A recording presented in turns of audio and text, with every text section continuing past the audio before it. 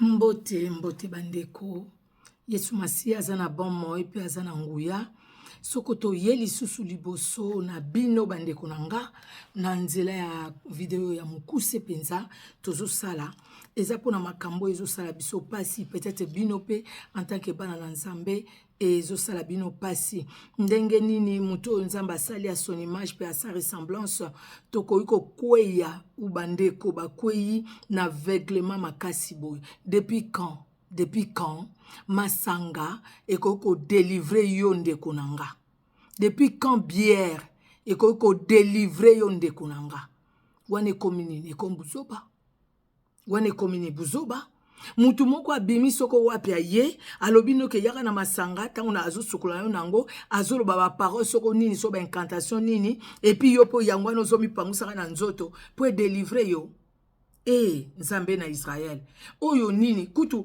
nalobi ya bamama bazaka bilanda-landa mais oyo na bapapa bakweyi pe na piège oyo nayebi te bato aboye bato bazosala makambo ya bongo gouvernement na biso bosengeli bokanga baeglise na bango eza baeglise bosala pe neti epoke ya Mobutu abanaka kosala neti epoke ya Mobutu abanaki kosala tanga moni ke likambo bo bazo respecter loi te akangi église wana bokanga pe na église wana mike etondi troko etondi tro bazo mema batu na satanisme bazo mema batu na ba pacte bazo mema batu na mabe ata oye yebani metango bomoni ke na kati kuna makambo eza malonga te mais bozwa ordonnance soko pe nini oya s'occupera na ba culte boz azali ministre chargé soko pe de nini wana mais bokanga bisika bongo papa oyo bomonaki na moni kutu bakomi place wana ke soki pe l'assemblée générale soki nini doit arrêter soki pe conseil constitutionnel voilà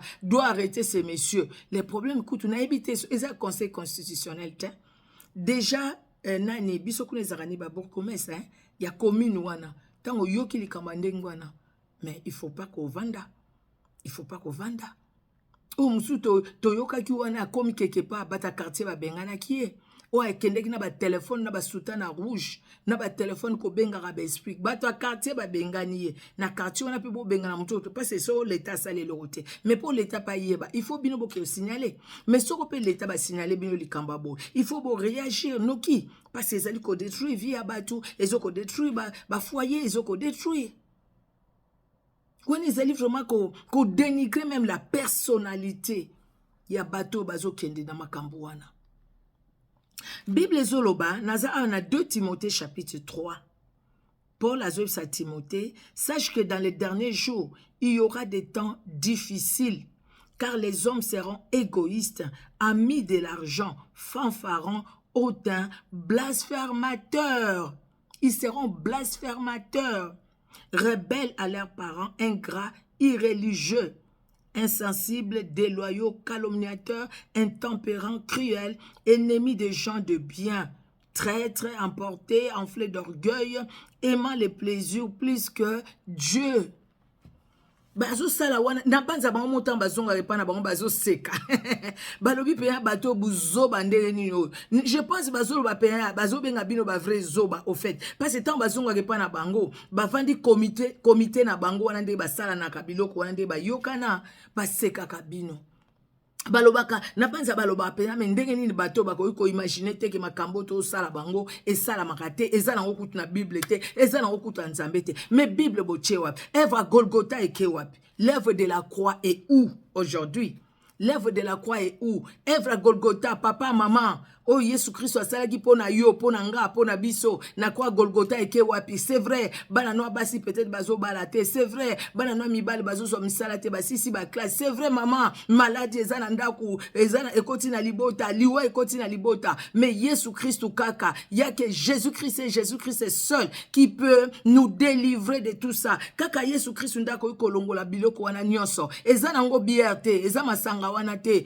mutu wana zo sukola bino nango wana eza buzo wana bolimbisa ngai vraiment pardon nasengi pardon na bino bandeko nanga pardon penza na utiliser mo oyo mais nazangi mo au fait nazangi mo na bengani aveuglement bon peut-être par respect na bengango aveuglement mais quel aveuglement maman nanga ndeko nanga ya mwasi ndeko nanga mobali okena ke église Dimanche okendaka église opesa mpe bofrande opesi bofrande oseme omoni ke situation ezobonga te parce osemaki par toi-même osemaki te mpo nzambe alobaki nokende seme nzambe akolakisa mutu moko ya mosika peut-être alobi kende kosunga ndeko wana ntango okei osali yango lipamboli ekolanda mais soki oyo okei kaka parce que non pasteur wana alobaki il faut koseme mpo nzambe apesa nzambe vraiment apesi biso bacondition mpo abénir biso.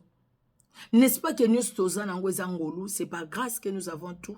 Et c'est nzambe apesi biso ba condition pour bénir biso. Pour nani lelo okasi ba condition comme ebele. Il faut nan ko semer pour nzambe bénir yo. Oui, bien aimé dans le Seigneur. Toko pesa offrande, toko pesa action de grâce, toko pesa dîme. Wana to sengeli pour musala nzambe ekende liboso parce que basel na nzambe pe ba kotambola na ba voiture, ba kotambola ba ozwa mituka po ba koma ka ndako na bango PSV ezala entretenir Eliam ba lia pardon na loba.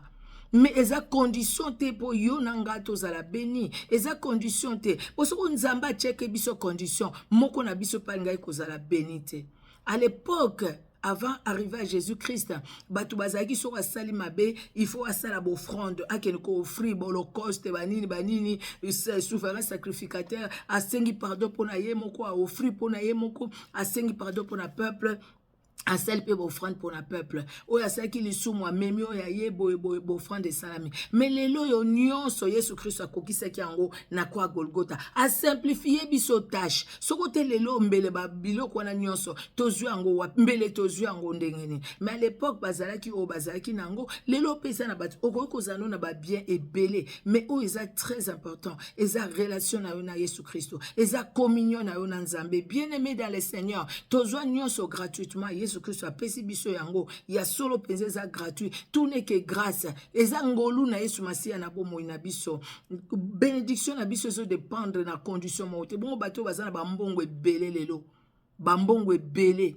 peut-être pe basimba ki cité mais bazana bambongo ebele parce ba travailler qui passe à quoi qui ne sika moko boye azo opportunité moko ya mbongo donc voilà ayiba ki pete azana mbongo et c'est mutu wana c'est pas c'est tout simplement kende ki koseme peut-être siko tango azanango akoki kopesa akoki soutenir ministère akoki soutenir église akoki soutenir un homme de Dieu quelque part donc ça peut arriver akoki kosalama mais te ezala conditionné te siko tango bazo sukolo na bière ozonge pa na yo ozuma yo sukoli to lalika na bière wana po bénédiction ya na butu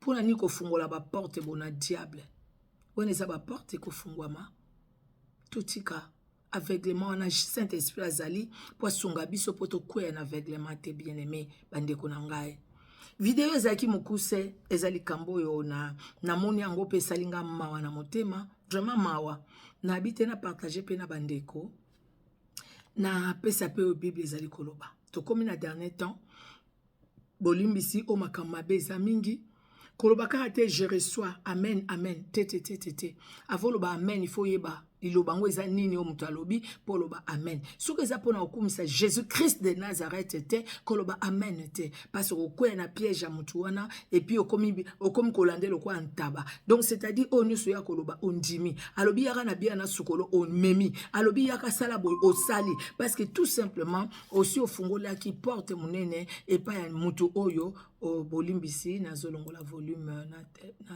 ordinateur donc c'est pas tout simplement parce que oso fungola qui porte na mutu oyo na ndeko oyo na papa oyo na mama oyo oso fungola qui porte tokeba mokileza ya kobeba Yesu Kristo a conduit biso na bolingo na ye molio totika molio mosanto a conduit biso poto longwa kati na aveuglement spirituel oyo ekoki komema biso na bapacte na baalliance ya ténèbre oyo ekoki mpe kodétruire même plus tard généalogie na biso na bani progéniture na biso toseme kitoko mpo na bana na biso barécolte bien aimé dans le Seigneur toseme kitoko mpo bana na biso barécolte bana na biso barécolte lokola Salomon arécoltaki o David asemaki bana na biso ba récolter te oyo Roboam a récolté qui pour Salomon papa na ye akendeki na idolâtrie vers la fin de sa vie mais tout zala bana na biso ba récolter lokola oyo David a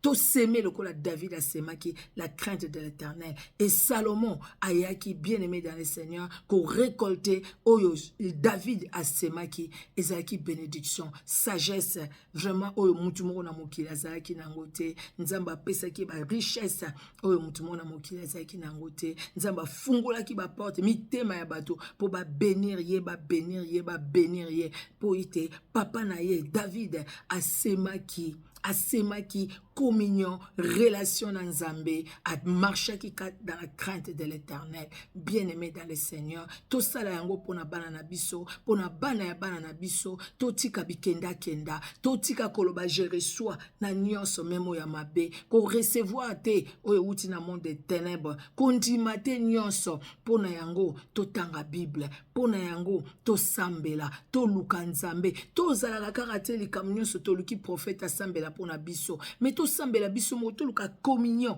ya biso moko na Nzambe ya onde ko sunga biso.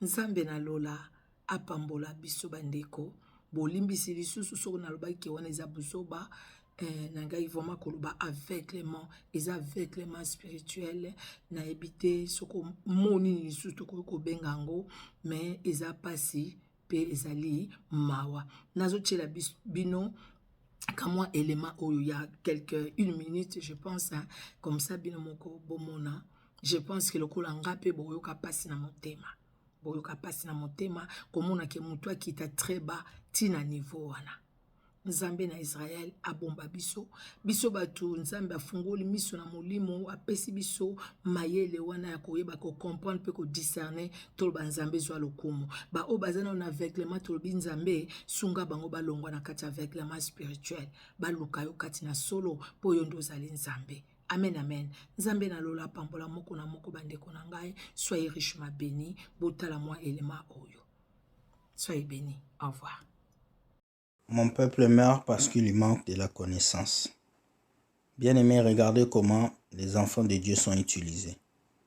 Ça, c'est une manque de connaissance. Ces voleurs, ces faux pasteurs utilisent les enfants de Dieu pour les détruire. Regardez comment des hommes qui ont fait des études, qui se laissent utiliser par des faux pasteurs. Regardez. Et quand nous voulons parler, vous ne voulez pas. Regardez comment on utilise le peuple de Dieu. Regardez comment ce peuple est utilisé. Ce peuple est détruit. Regardez comment sa dignité s'enlève. Et c'est toujours l'homme noir qui fait ces choses. C'est toujours le peuple noir. Tu ne verras jamais des blancs venir faire ce genre de choses. Est-ce que l'Africain est maudit? Est-ce que le peuple de Dieu a un problème? Est-ce qu'il y a un souci dans nos têtes? Qu'est-ce qu'on a fait à Dieu et qu'aujourd'hui ces faux pasteurs peuvent dire des conneries et tous ces gens-là sont en train de suivre? Vraiment, ça fait rire, hein? Ça fait rire, mais c'est une réalité. Sortons de ces choses. Sortez de ces églises. Sortez de là, fouillez. Ces personnes ne sont pas écoutées. Ces personnes ne sont pas à suivre. Même s'ils sont sur YouTube, sur les réseaux sociaux, ils vous demandent des PayPal, des boîtes, des dîmes. C'est des voleurs. Ils sont là pour vous abrutir, pour vous détruire, pour vous salir. Regardez des femmes et des hommes, comment ils sont en train de se faire abrutir. Quand les autres nations vont regarder ça, quand les autres races, communautés vont regarder ça, qu'est-ce qu'ils diront? Que l'homme noir ne se respecte pas. Prenons nos vies en main. Nous continuons à le dire. Prenez vos vies en main. Levez-vous. Jésus est déjà en vous. Il a tout accompli. Bonne soirée et bye. Mon peuple meurt parce qu'il lui manque de la connaissance. Bien-aimés, regardez comment les enfants de Dieu sont utilisés. Ça, c'est une manque de connaissance. Ces voleurs, ces faux pasteurs utilisent les enfants de Dieu pour les détruire. Regardez comment des hommes qui ont fait des études, qui se laissent utiliser par des faux pasteurs. Regardez. Et quand nous voulons parler, vous ne voulez pas. Regardez comment on utilise le peuple de Dieu. Regardez comment ce peuple est utilisé. Ce peuple est détruit. Regardez comment sa dignité s'enlève. Et c'est toujours l'homme noir qui fait ces choses. C'est toujours le peuple noir. Tu ne verras jamais des blancs venir faire ce genre de choses. Est-ce que l'Africain est maudit? Est-ce que le peuple de Dieu a un problème? Est-ce qu'il y a un souci dans nos têtes? Qu'est-ce qu'on a fait à Dieu et qu'aujourd'hui ces faux pasteurs peuvent dire des conneries et tous ces gens-là sont en train de suivre. Vraiment, ça fait rire, hein? Ça fait rire, mais c'est une réalité. Sortons de ces choses. Sortez de ces églises. Sortez de là, fouillez. Ces personnes ne sont pas écoutées. Ces personnes ne sont pas à suivre. Même s'ils sont sur YouTube, sur les réseaux sociaux, ils vous demandent des PayPal, des boîtes, des dîmes. C'est des voleurs. Ils sont là pour vous abrutir, pour vous détruire, pour vous salir. Regardez des femmes et des hommes, comment ils sont en train de se faire abrutir. Quand les autres nations vont regarder ça, quand les autres races, communautés vont regarder ça, qu'est-ce qu'ils diront? Que l'homme noir ne se respecte pas. Prenons nos vies en main, nous continuons à le dire. Prenez vos vies en main. Levez-vous, Jésus est déjà en vous, il a tout accompli. Bonne soirée et bye.